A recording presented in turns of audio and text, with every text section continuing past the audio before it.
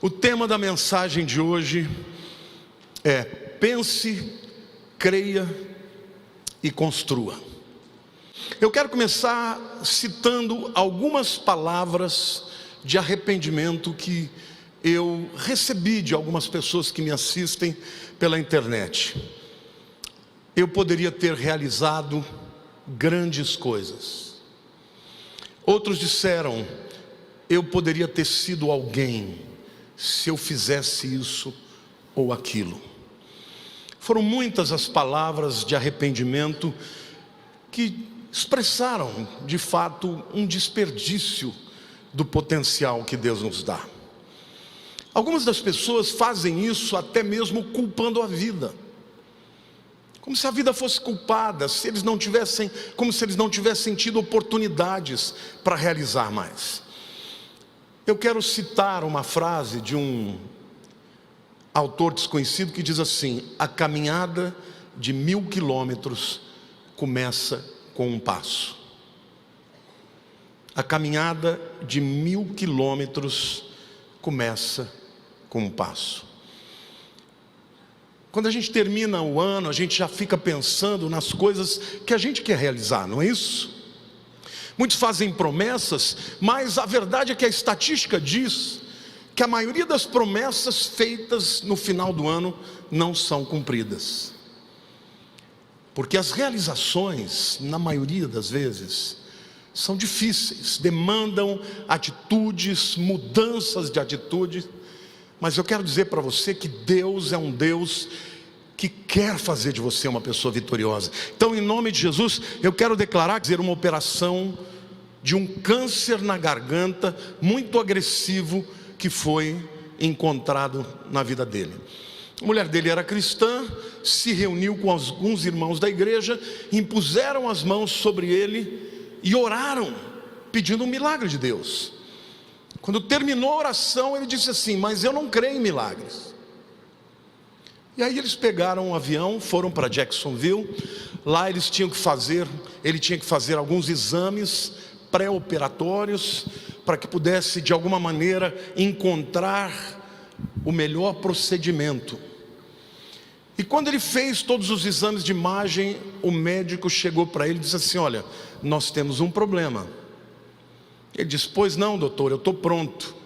Ele disse: o problema é que você não tem mais nada na garganta. Não existe um traço de câncer. Todo mundo vibrando, todo mundo alegre, e o homem permaneceu com a cara taciturna. Quando ele foi embora dali com a sua esposa, ele virou para ela e disse assim: mas eu continuo não crendo em milagres. Sabe, gente, a vida, ela nos apresenta muitas escolhas. E até a escolha de crer ou não em Deus nos foi dada. E eu quero dizer para você que uma vida de conquista, uma vida de realizações, começa com escolhas corretas. Amém? Ninguém pode escapar de fazer escolhas. Lá em Deuteronômio capítulo 30, versículo 19, a palavra de Deus diz assim: os céus e a terra tomam hoje por testemunhas contra ti, que te propus a vida e a morte, a bênção e a maldição. Escolhe, pois, a vida para que vivas, tu e a tua descendência. Assim diz o Senhor: escolhe, pois, a vida para que vivas, tu e a tua descendência. Amém, irmãos? Deus está dizendo que nós temos uma escolha. Escolha de escolher a vida ou escolher a morte. Escolher crer e não duvidar. Escolher obedecer e não desobedecer. Escolher a vida e viver não somente nós mesmos, mas a nossa descendência. Então hoje eu quero fazer algumas reflexões que serão muito importantes para que você faça diferente daquilo que você fez errado. Você tem esta possibilidade de escolher fazer o certo. A primeira reflexão que eu quero fazer é que o dom da escolha é uma ferramenta muito poderosa. Diga assim: o dom da escolha é uma ferramenta muito poderosa, porque ele dá autonomia. Quando você escolhe, você tem autonomia. Se você não exercitar o dom de escolher, alguém vai fazer as escolhas por você. Diga assim: quando eu escolho não escolher, alguém escolhe por mim. Então, não fazer escolhas é abrir mão do poder de escolher o destino que você vai fazer. Quem não escolhe o seu próprio destino vai ser escolhido.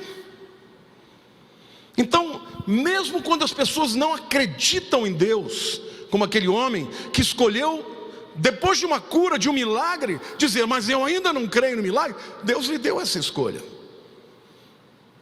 Deus sempre vai te dar a escolha, mas Ele te avisa: você tem escolha da vida e da morte. Escolhe, pois, a vida, para que você e a tua família vivam. Amém? Uma outra coisa importante falar a respeito das nossas escolhas é que Deus quer fazer parte da sua vida, quer fazer parte das suas escolhas. Aliás, Ele te promete dar sabedoria para não escolher errado. Mesmo quando nós não sabemos o outcome, quando não sabemos o que vem depois, o resultado, Deus está te dizendo: me coloque na jogada, me coloque dentro da sua vida, que mesmo sem saber você vai fazer as escolhas certas, porque eu estarei contigo. Amém? Então, quando você for tomar decisões, consulte a Deus, busque a Deus, não haja por impulso. Se Deus não te falou, não faça até que Ele fale. Amém? Nós teremos muitas escolhas. Escolhas de âmbito pessoal, de âmbito familiar, de âmbito profissional. Muitas escolhas. Escolhas que vão ter impactos pequenos, medianos e impactos grandiosos. Muitas são as escolhas que nós teremos. Mas sabe qual a principal delas, irmãos? Está lá em Josué capítulo 24, versículo 15. Porém, se vos parece mal servir ao Senhor, escolhei hoje. Diga assim: escolhei hoje a quem sirvais. Se aos deuses a quem serviram os vossos pais, que estavam da além do Eufrates, ou aos deuses dos amorreus, em cuja terra habitais, eu e minha casa serviremos ao Senhor. Glória a Deus. Essa é a principal escolha que você tem que fazer na tua vida. Amém, irmãos?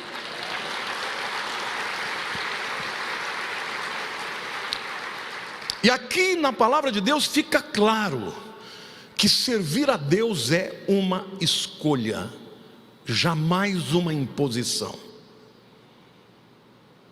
Não pense você que Deus vai te coagir a qualquer coisa. Ele pode, através do seu espírito, te convencer, te cercar, soprar, sussurrar, mas a decisão no final é sua, de ninguém mais. Você não pode escolher pelos seus filhos, pelos seus pais, pelo seu cônjuge. Você não pode escolher por ninguém, a não ser por si mesmo. Amém?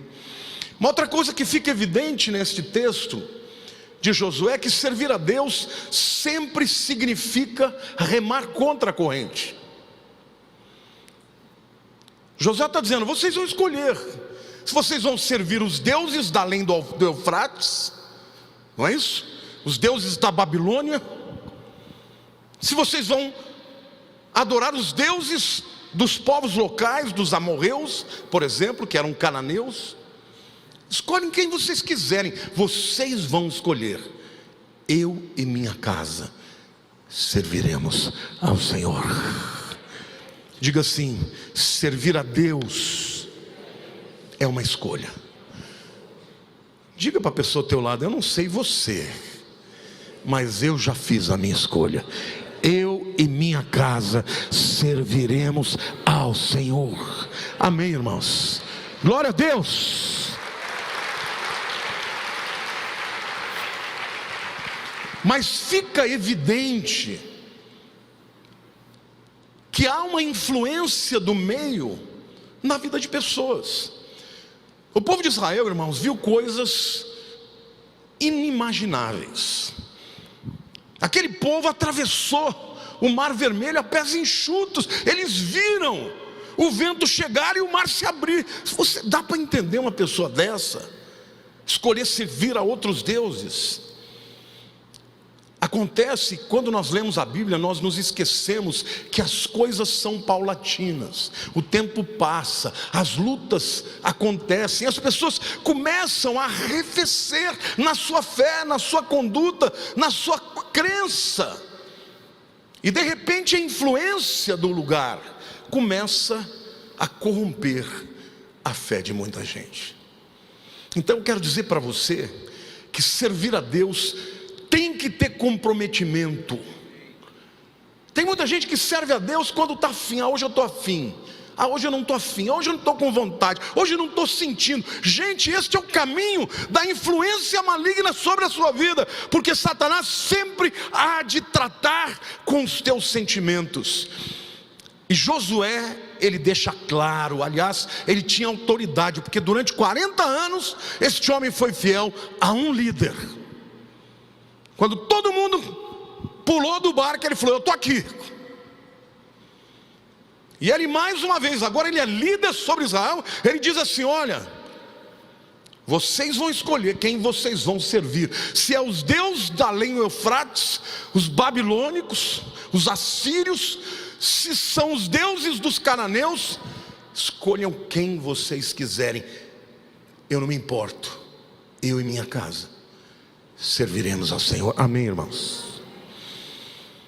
Então as nossas escolhas, queridos, determinarão as nossas realizações.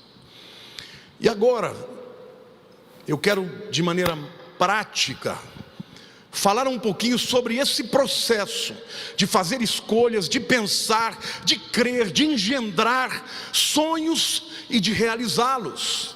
Deus te deu unção, Deus tem um propósito, tem um chamado para você, mas você precisa entender que isso não é para alguns, é para todos os filhos de Deus.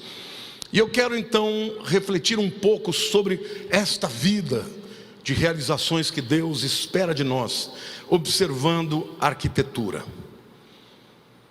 Eu não sei quantos de vocês já tiveram a oportunidade de viajar, mas eu já tive a oportunidade de ver os maiores edifícios do mundo.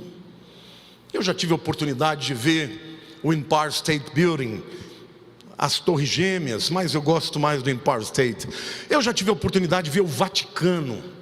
Nunca vi uma construção tão extraordinária. As pirâmides do Egito, eu já vi tantos, as grandes catedrais, eu já vi edifícios que duraram 500 anos para terminarem.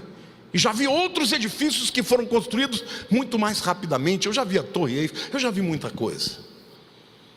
Mas sempre quando eu vejo um grande edifício, eu penso que tudo aquilo começou com uma ideia. Alguém viu antes de realizar. Então, a despeito das diferenças, dos propósitos, do tempo em que foram construídos, tudo começou com alguém enxergando. Diga assim: arquitetos enxergam antes de construir. E quando um arquiteto ele concebe algo, ele tem que pensar não somente na beleza, mas na funcionalidade, no propósito para o qual aquele edifício vai ser construído, no custo que vai ter. Ele pensa em tudo, mas tudo começa com uma ideia. E eu quero dizer para vocês que esse processo é bem semelhante à fé. Primeiro você vê o invisível, você sonha, você persegue, você realiza, de maneira que o invisível se torna visível.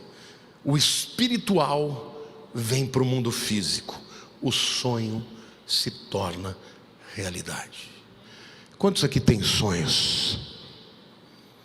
Quantos aqui creem que Deus quer te dar a capacidade de trazer o sonho para a existência? Vocês já ouviram falar de James Naismith?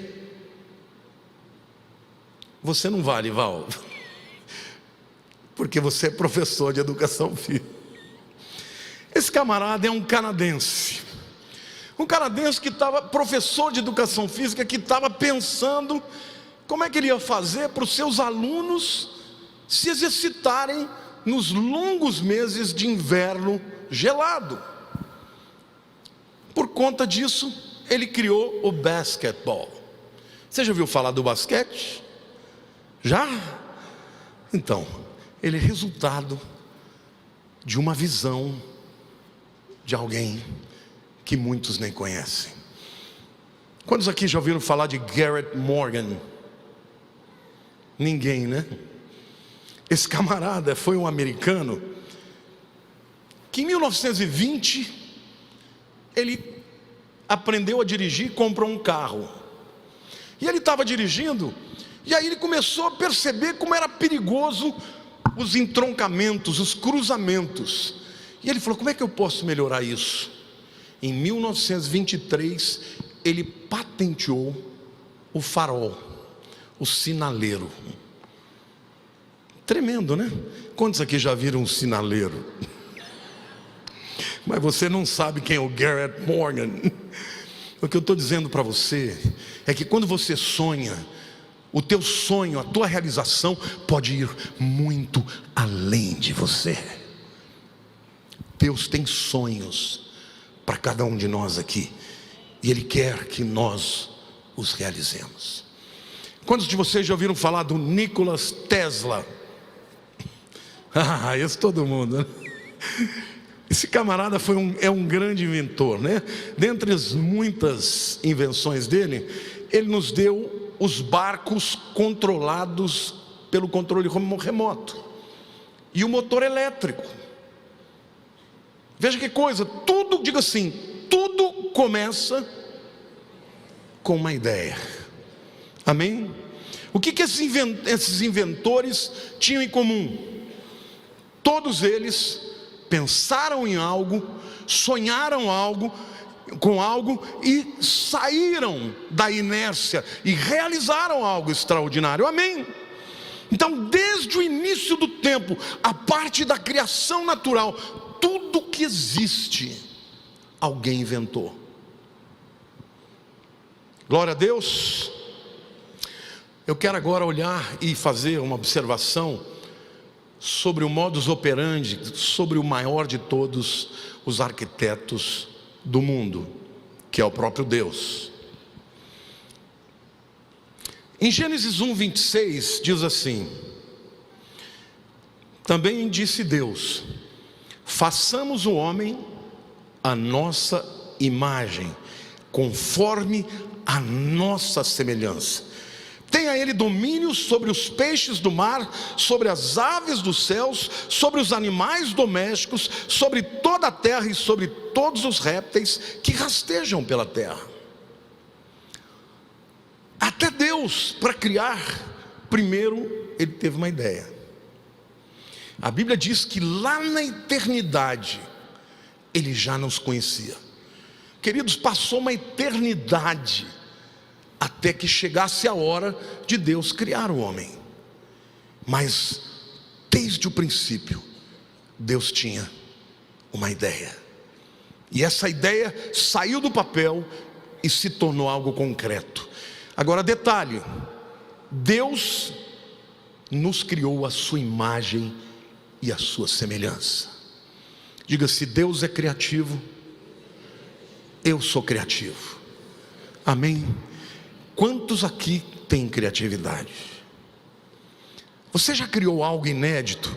Já compôs uma música? Já fez uma poesia? Já inventou alguma coisa? Você já fez alguma coisa da sua própria criatividade? Quantos já fizeram isso? Então você é criativo. Mas por que parou? Olha para a pessoa do teu lado e fala: por que parou? Parou por quê? Isaías 46, irmãos, versículo 10 diz assim: eu sou o Deus que desde o princípio anuncio o que há de acontecer, e desde a antiguidade as coisas que ainda não sucederam, que digo: o meu conselho permanecerá de pé, farei toda a minha vontade. Deus é um Deus que quando concebe, Ele está dizendo: vou fazer acontecer, e Ele criou você à imagem dEle.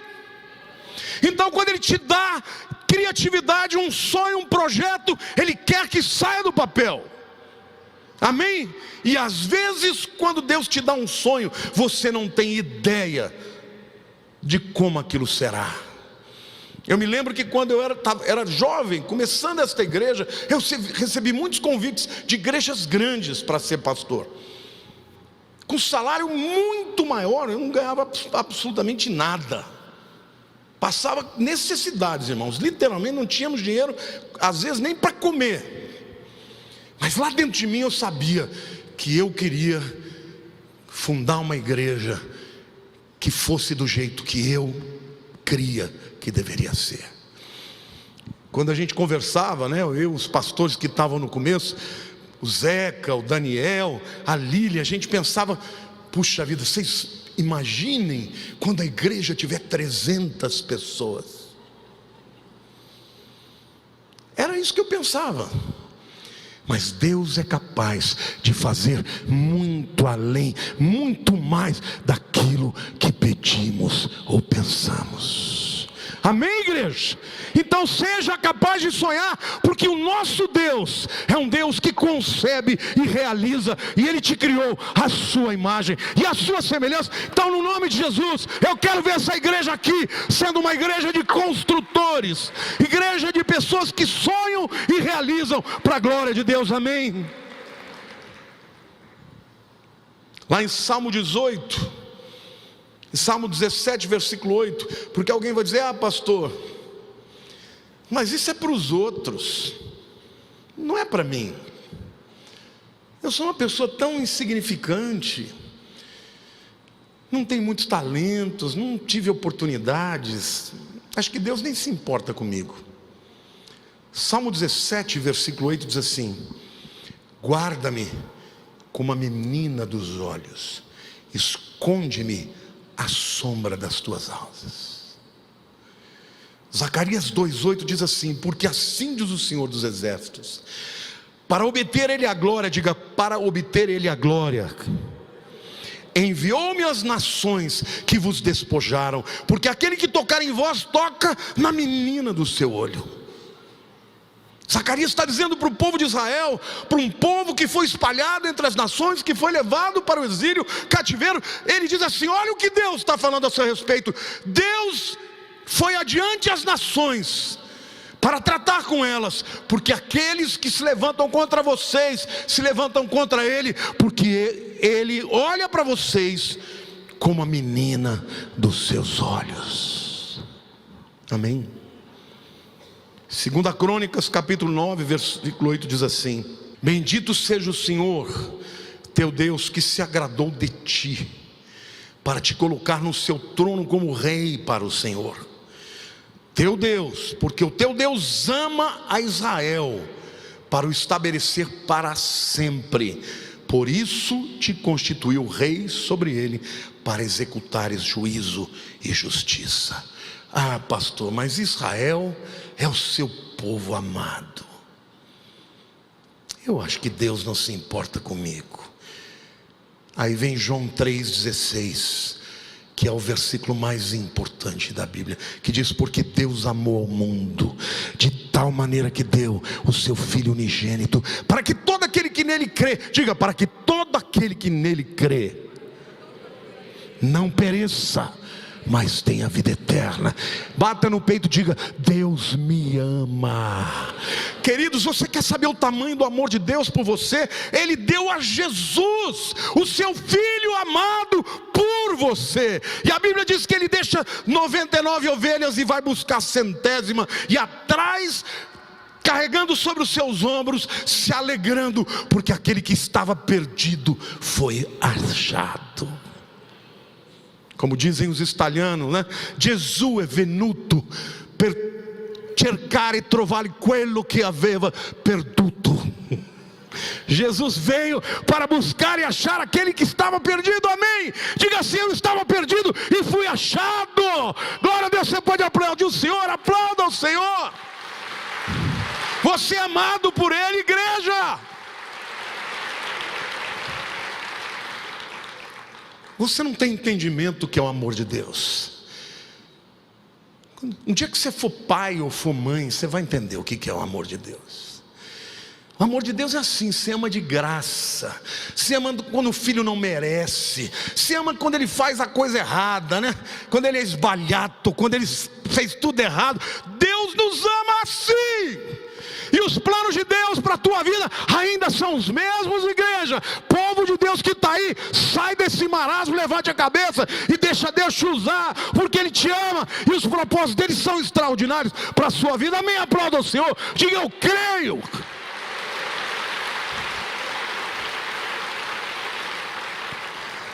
Eu sei que você pode estar passando por muitas durezas e muitas dificuldades, mas querido, se você não crer no amor de Deus, você vai se entregar. Mas se você entender que esse Deus, que é todo poderoso, te ama, aquele cujo conselho vai ser realizado, você não vai desistir, não vai abrir mão dos propósitos de Deus para a sua vida por conta das dificuldades. João 16, 27 diz: porque o próprio Pai vos ama, visto que me tendes amado e tendes crido que eu vim da parte de Deus. Jesus está dizendo: porque vocês creem em mim, o Pai ama vocês como Ele me ama. Quantos creem em Jesus aqui? Então diga: eu sou amado de Jesus. Queridos, está provado que a diferença entre a vitória e a derrota é você crer. Existem muitas pessoas talentosas. Eu me lembro muito daquela ginasta Daiane dos Santos. A Daiane dos Santos, irmãos, ela sobrava. Sabe o que sobrava? Fisicamente ela sobrava. Ela ganhou todos os campeonatos mundiais, todos daquele ano. Quando chegou na hora da Olimpíada, ela fraquejou dentro dela. E a pessoa que ganhou a medalha olímpica de ouro era aquela que perdeu o ano inteiro para ela, porque ela não acreditou que ela estava pronta para vencer aquela Olimpíada. Glória a Deus. Deus quer que você entenda que quando você olha para dentro de você e crê que Deus te ama, você enfrenta Satanás e você enfrenta as dificuldades da vida de maneira diferente. E você vai vencer, porque Deus é aquele que deseja te dar a vitória, porque você foi feito segundo a sua imagem e segundo a sua semelhança. Amém, igreja? 1 João 4,10 diz assim: nisto consiste o amor, não em que nós tenhamos amado a Deus, mas em que Ele nos amou e enviou o seu Filho como propiciação pelos nossos pecados. Se Deus nos deu o seu próprio Filho, não nos dará juntamente com Ele todas, diga todas, as outras coisas. Deus vai me levar a realizar grandes coisas. Amém? A quarta reflexão que eu quero fazer é sobre como o processo todo acontece. Diga: pense, creia e construa. Diga: pense, creia e construa. Repita: diga: pense, creia e construa. Provérbios 23:7 diz assim: porque como imagina a sua alma, assim ele é. Come e bebe, mas o seu coração não está contigo. Aqui o salmista está falando do indivíduo que tem coisas ruins no coração, mas ao citar isso, o autor de Provérbios, não é o salmista, é Salomão, ele está nos dando um princípio, que o indivíduo que pensa na sua alma é psique, aquilo que você pensa na sua mente, aquilo que você é. Se você tiver uma mente derrotada, eu sou um derrotado, gente que fala: comigo nada dá certo, não vai dar certo mesmo, irmão. Você nem vai começar. Eu quero te dizer, Deus quer que você pense grande.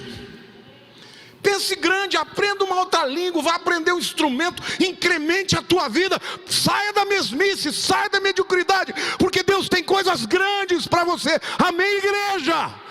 Deus nos deu o principal, Ele quer te dar a vitória para que você brilhe e a luz de Cristo seja revelada através de você. Assim como Ele imagina na sua alma, assim Ele é. Marcos 9:23 vai além. O texto diz: mas ao que lhe respondeu Jesus: se podes, tudo é possível que crê. Cutuca o teu irmão do lado e fala: se podes,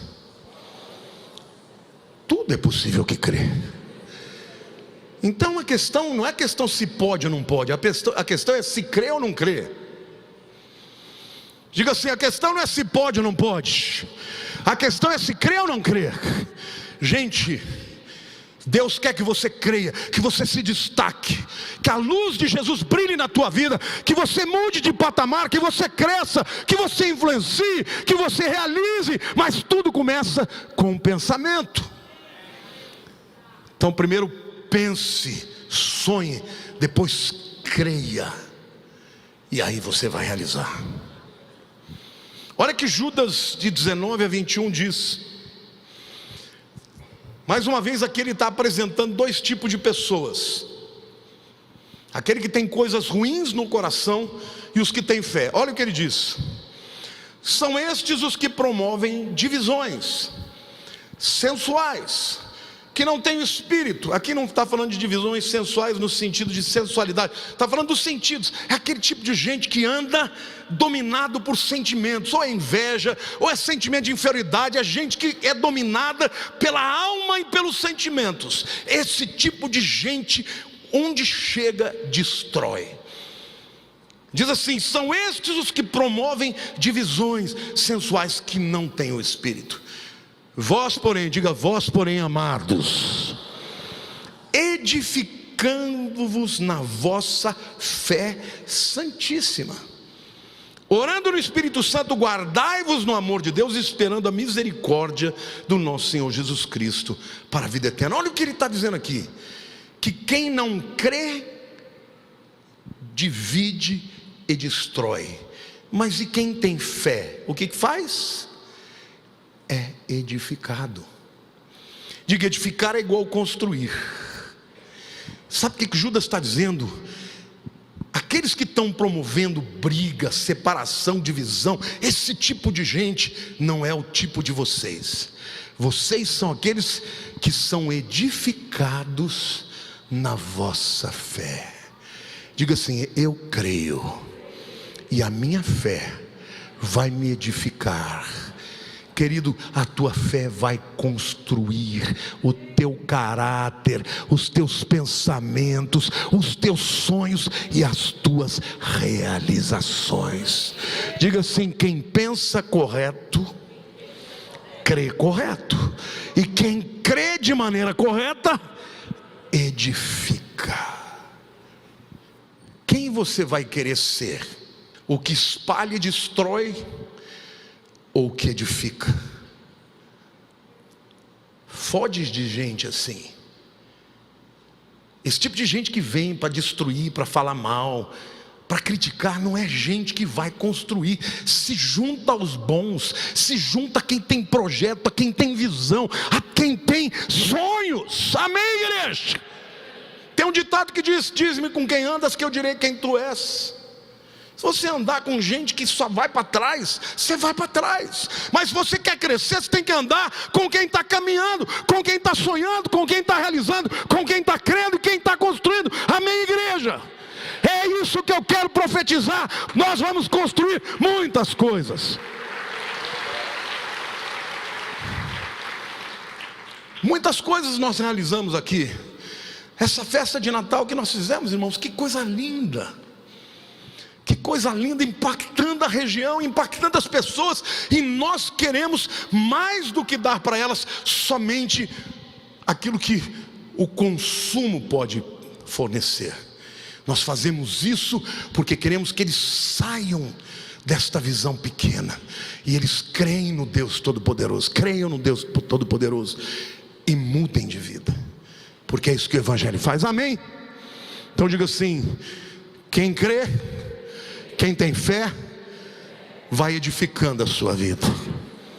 Amém? E aí ele diz: orando no Espírito Santo, guardai-vos no amor de Deus, porque é o amor de Deus que nos guarda mesmo, e esperando a misericórdia do nosso Senhor Jesus Cristo para a vida eterna. Porque, querido, se não for a misericórdia de Deus, ai de mim. Se não for a misericórdia de mim, eu estava perdido. Você tem consciência disso? Quantos aqui sentem a misericórdia de Deus na tua vida? Querido, se Deus é misericordioso com você, seja com os outros. Marcos 11, 24 diz assim: por isso vos digo. Quem está falando aqui, irmãos? Quem está falando aqui? Jesus. Que tudo, o que ele falou mesmo, irmãos? Tudo quanto pedidos em oração, crede que recebestes, e será assim convosco. Uau! Uau! Queridos, isso é uma bomba. Eu percebo quando eu leio isso aqui, falo: Deus, minha fé é pequenininha, mas eu prefiro reconhecer do que inventar uma teologia para dizer o que Jesus disse. Porque tem gente que vem com uma outra teologia: não é bem assim, é tudo teologia de homens. O que Jesus disse é definitivo: tudo o que pedistes, credes, e assim será convosco. Olha para o teu irmão do lado, diga: você precisa ter mais fé em 2020. Porque quem tem mais fé, constrói mais. Amém? Você pode aplaudir o Senhor Jesus?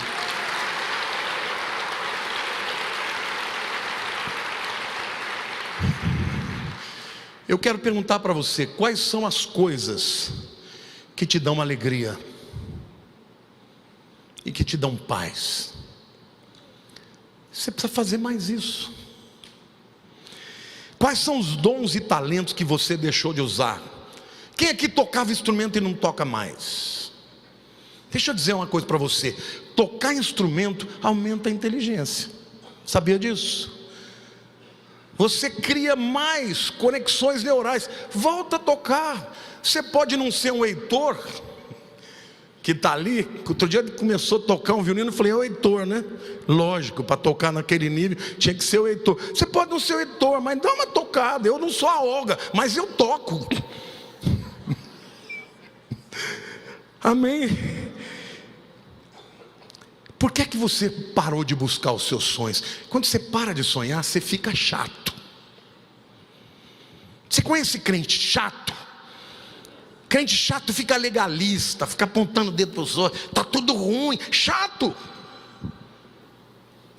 Por quê? Porque já não sonha mais. Porque quando a gente sonha, a gente ri. A palavra de Deus diz no Salmo de 27 e 26, e diz: quando o Senhor restaura a nossa sorte, nós ficamos como os que sonham, a nossa boca se encheu de riso, a nossa língua de júbilo. Então se diziam entre as nações: grandes coisas fez o Senhor por ele, e por isso eles estão alegres. Amém? Aplauda o Senhor. Deus quer levantar um povo povo que ainda sonha,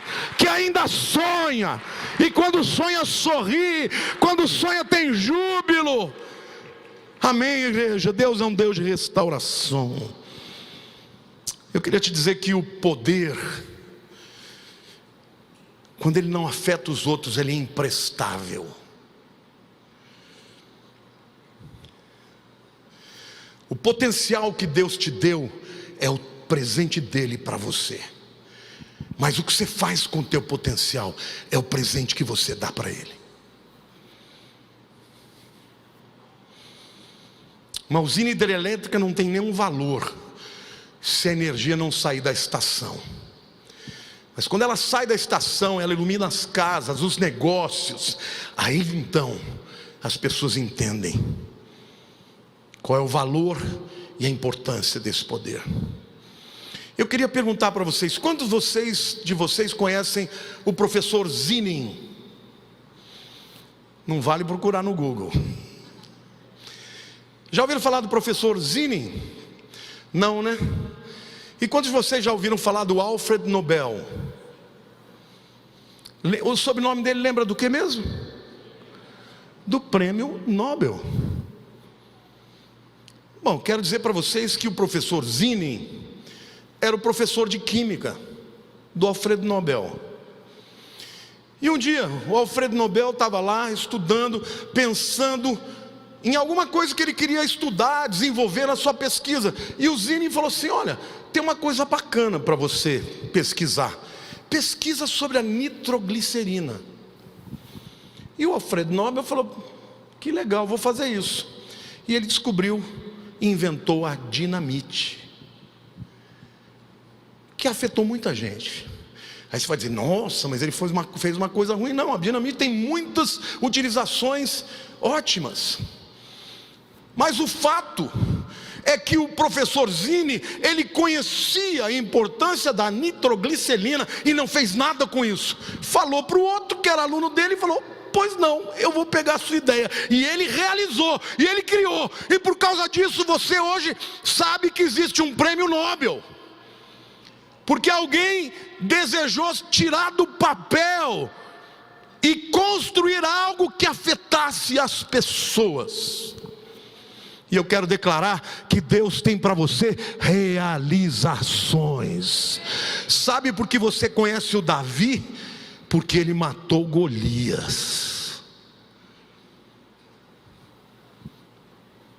Deus tem grandes realizações para a sua vida, em nome de Jesus.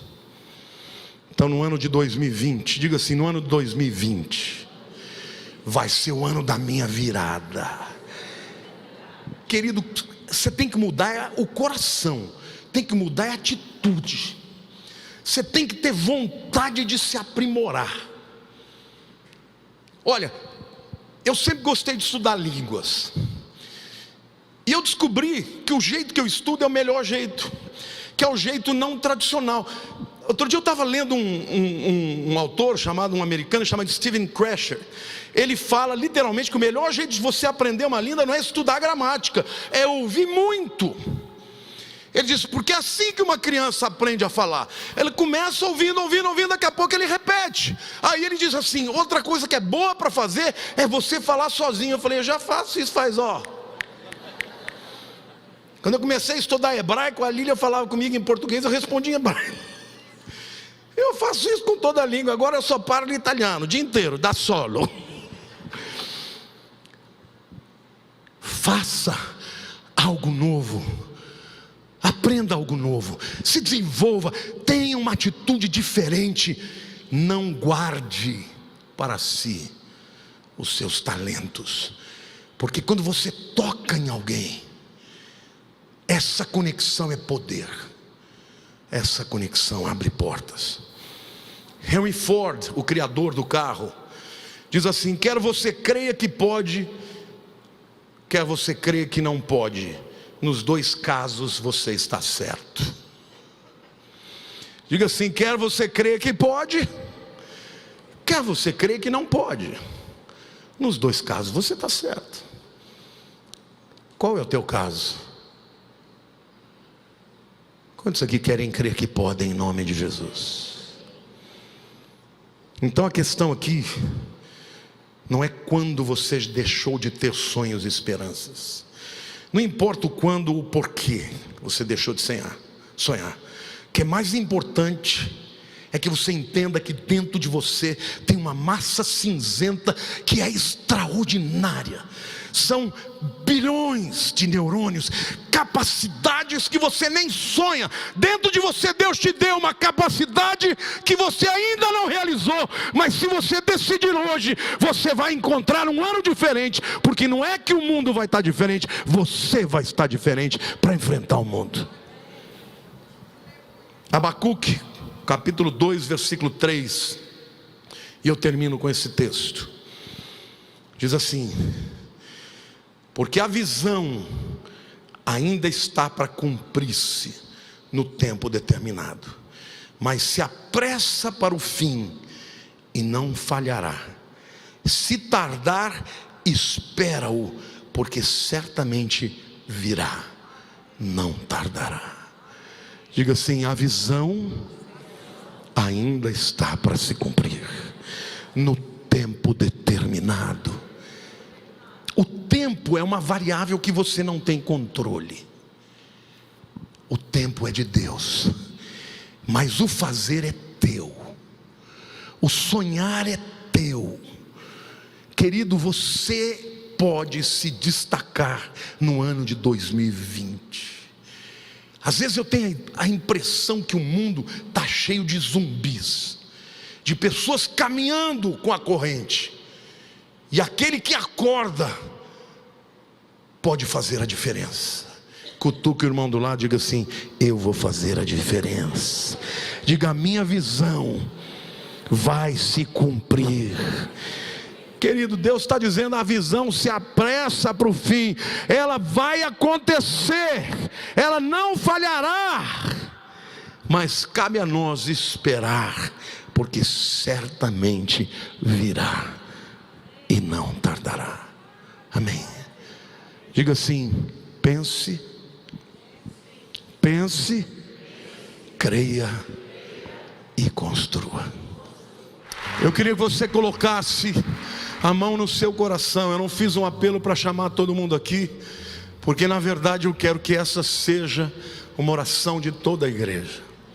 Então põe a mão no seu coração e diga assim: Senhor Deus, nesta manhã, diante dos teus anjos e de todos os seres espirituais que nos veem, eu quero declarar que a minha vida está na tua palavra. Eu estou escondido no teu amor, na tua misericórdia. Senhor, eu recebo a tua palavra. Por isso eu te peço agora, Senhor, ajuda-me a sair, ó Pai, da letargia, da depressão. Ó Pai, que no ano de 2020 a minha vida seja liberta e libertadora, Senhor. Eu vou andar nas tuas promessas, porque tu és fiel, Senhor. Se o Senhor sonhou coisas boas a respeito de mim, se o Senhor sonhou boas coisas a meu respeito, eu vou vivê-las, eu vou pensar nelas, eu vou crer nelas, e eu vou realizar a tua vontade, Pai. No ano de 2020 será um ano de vitória, Pai, de superação, de libertação. Eu escolho, Senhor, servir ao Senhor. Eu escolho, Senhor, andar na tua palavra e nas tuas promessas, para que o teu nome seja glorificado na minha vida. Obrigado, Senhor, porque o melhor do Senhor já veio, e o teu melhor é Jesus. O teu melhor é Jesus, é o meu Salvador, meu libertador, meu Senhor. E Ele na minha vida, Senhor, é o que me dá vitória. Satanás não prevalecerá, porque ele já foi derrotado na cruz. A tua palavra diz que Jesus se manifestou para destruir as obras do diabo. Na minha vida, Senhor, diga na minha vida, diga bem forte: Satanás já foi derrotado. Em nome de Jesus, eu entrego o meu caminho ao Senhor. Confio em Ti e sei que tudo o Senhor fará, para a glória do Teu nome. Aplauda o Senhor, aleluia.